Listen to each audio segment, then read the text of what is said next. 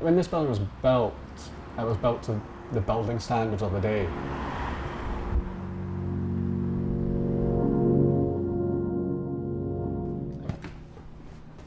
They just run on electricity and storage heaters. So this is a modern high retention heat storage heater. I don't use it at all. So I was renting a kind of tenement flat, really high ceilings, single glazed windows, and it was just freezing cold. And so when I was thinking of moving and I came and looked around here, south facing, in the winter you get so much light coming in, it can get really warm just from the sun coming in.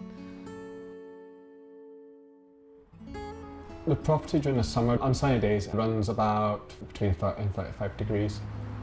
All the windows have to be open within the property to keep it cold, but we're on a main street in Glasgow city centre, so that lets on all the noise from the road and also all the pollutants and everything that are coming off the street into the property. And I work from home, so I have to work in whatever conditions the property's in. A friend of mine had said that you wouldn't need to have your heating on between March and November, and that turned out to be absolutely true. But over the summer last year, the temperatures started getting up to kind of like 24, 26, 28 degrees in the flat, and the main issue really was in the bedroom sleeping, because I couldn't get it to cool back down again. So it was too hot to sleep, so stuffy, just really airless kind of feeling. So in my bedroom I have a CO2 monitor which came with the flat, and that consistently shows, I mean even now in the winter, shows readings of more than kind of like 1,300 parts per million when we wake up in the morning. Anything over 800 can have lasting impacts on your health. So the level of ventilation in the flat was an issue.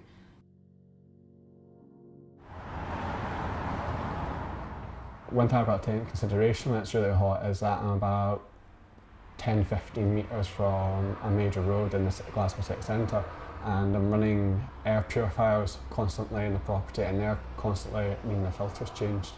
I was speaking to my dad about the problems, and he said to me, well, you could run an air conditioner in reverse and you'd get the same energy benefits from using a refrigeration cycle.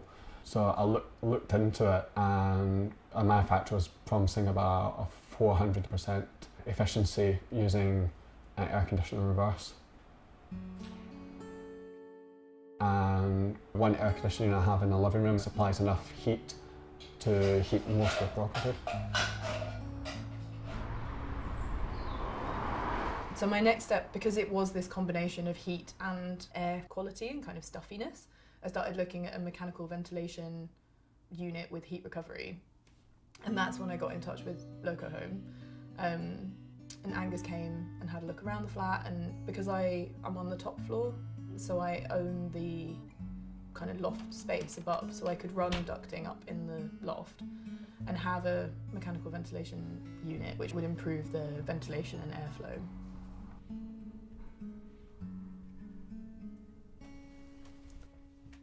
Which would be great because that would be like a zero carbon way, but whether I'm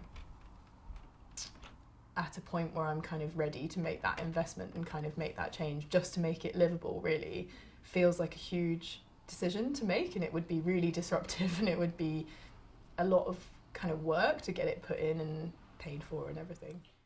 The government's considered in the past giving incentives for air conditioning units, but because it provides heating and cooling, they see cooling as more of a luxury in this country, and they don't want to encourage the use of that unnecessarily.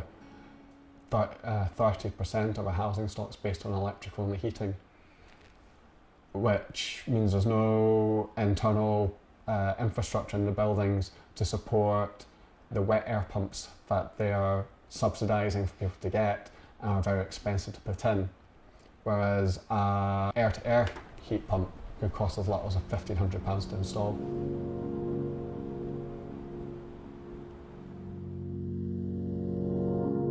The overall cost would be in the region of £15,000, I think. So, yeah,